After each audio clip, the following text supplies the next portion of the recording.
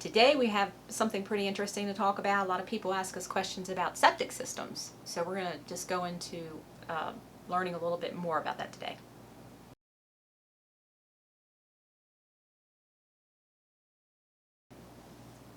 We had a great team meeting today, and septic systems was a hot topic today about what's going on in the marketplace. There's three different types of systems out there. Maybe four, but three primarily. You have your conventional system, your pump system, and then your low pressure system. Yes, and the conventional system we see, I think, more often, unless there's a slope or a slight grade to the property, because sometimes the liquids have to be pumped upward, so there is usually an alarm box there in case something goes haywire. Exactly.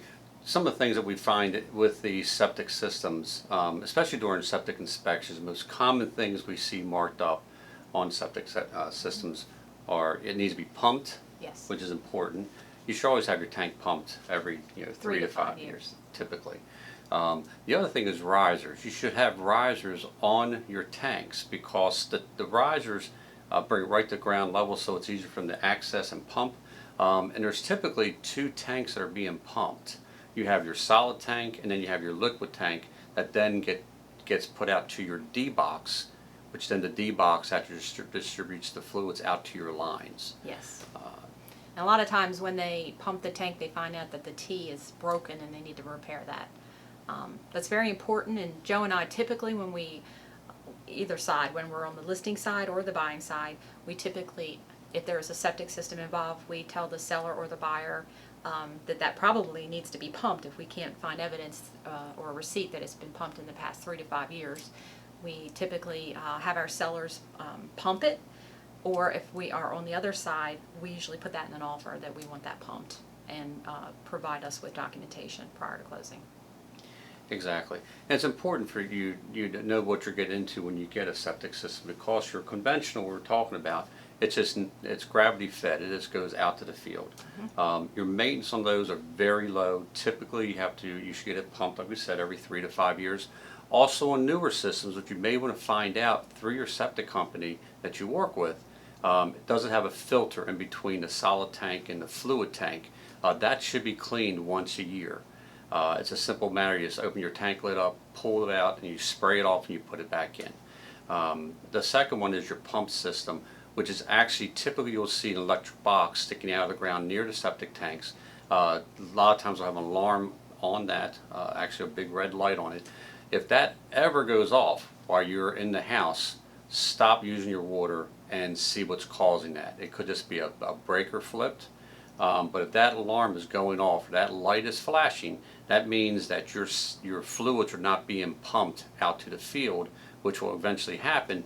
Within a day or two, it could start backing up back into your house, your bathtubs, and everything else. So if that ever happens, call your septic people right away to see what you need to do. Maybe we should really talk a little bit about a low pressure system too, because that's very unusual and does require extra maintenance. Yes, low pressure systems are a little more maintenance to them. They're costly to put in, and if you have any kind of failure to it, they're expensive to fix. Why are they ever used? Can you explain that? Typically, they'll use a low pressure system when the soils aren't able to naturally draw the fluids away from the drain fields. So what actually happens is once that pump kicks on, it will actually pop the fluids up to the top surface of the ground level and disperse it, and then those heads pop back down again. Every 6 months, it's usually you have to have a maintenance company come out. They'll come out actually and clean those heads, and then also file a report with the county. And that's usually twice a year that has to be done. So if you get involved with a low pressure system, do your homework on that and make sure you have all the details. Good question. Yeah. It's very important to have a septic inspection done. You will find things out that you did not know. You can generally get a permit from the county and see where your septic lines are, which is also very important. You want to make sure you know where they're at, because say you want to put a pool in your backyard and your lines are in your backyard, you're not going to be able to put a pool there unless you're willing to take that pool up. I'm talking about above ground pool, because there may be maintenance that needs to be done, but you're definitely not going to want to put anything over top of your septic lines. Yeah, the other question we get a lot is on the septic system itself is, you know, the number of bedrooms in a home. Just because a house has 3 bedrooms and maybe a bonus room that has a closet to it doesn't mean it's a 4-bedroom home. The tank has to accommodate the house, and the county actually sets that when the house is built. They come out and do an evaluation and decide how much where the septic's going to be laid out, and if it's going to accommodate a 3, 4, or 5-bedroom home, and that's a system that's placed in. They also have to have a repair area, an area that if something goes wrong with your septic, that they can put new lines in someplace. Yes. If you don't have that available, then you know typically it won't allow you to build on the property unless you have that repair area.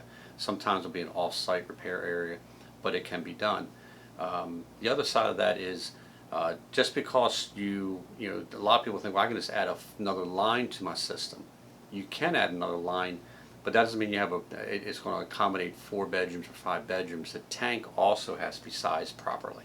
Yes, if the tank's not the right size, it's not going to matter if you add Yes. another line. So a lot of times when you purchase a house that was built as a 3-bedroom and you want to increase it to a 4-bedroom, you need to see what the tank size is, as well as the line. Is it available to put another line in? I mean, there are rules too as to what not to put down your drain if you have a septic system, like oil or grease, anything that could possibly clog it. So you do need to do your homework research before you do anything like that. Yes, Wake County and Johnson County environmental sites both have great data there for you to research. Go to their website and check it out.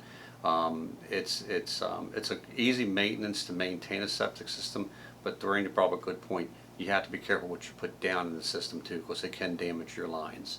But getting a septic inspection done for your home is important. What the septic inspector typically does, they'll come out, they'll pull the lids open, see if it needs to be pumped or not. They'll also look at the levels at that point in time to see if there could be a possible leak to it.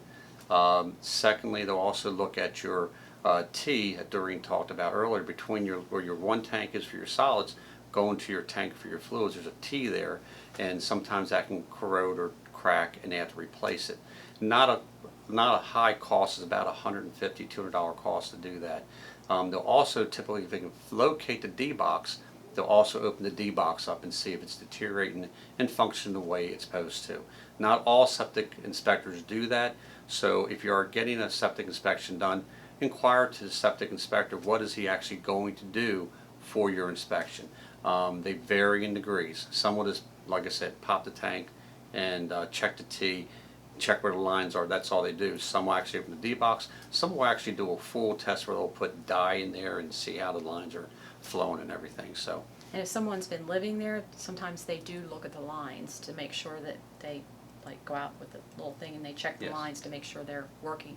If no one's been living there for quite a while, there's not going to be anything in the lines to see. So.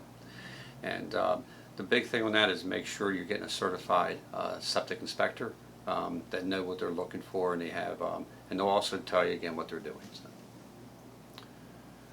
That's our The 2 last cents. last little thing I want to pass on to y'all, very important. People think because they're in the city, that they're on city sewer, that they're not on a septic system. Sometimes you can be on a hybrid septic system, whereas if you're below grade, you have to have the tank out in your yard and will actually pump it up to the sewer level. Also, you should still have your lines checked, even if you're in city sewer area, because you're responsible from the road back to your house. So if there's anything wrong with those lines when you close on the house, that's your responsibility to fix them. The city does not fix them. They fix from the road, is their responsibility. That's about it. Anything else for you? Nope. That's it. That's it. Well, thanks for joining us on this one. Have any other information that you need, give us a call. We'll be glad to set you up with the right people to talk to. Have a great day.